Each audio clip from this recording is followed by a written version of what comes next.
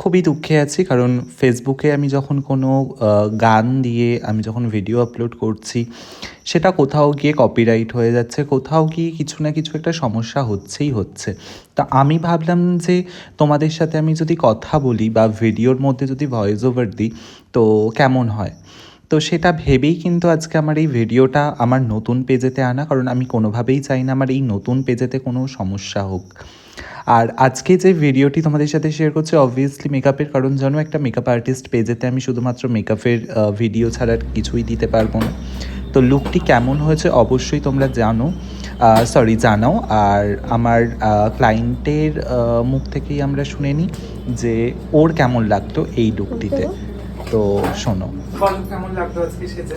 আর তোমরা যারা যারা আমার কাছে মেকওভার নিতে চাইছো অবশ্যই আমাদেরকে ফোন করো, মেসেজ করো, আর কন্ট্যাক্ট অবশ্যই করো। তো ভালো থেকো, সবার আগে এটা বলবো। Tata, thank you.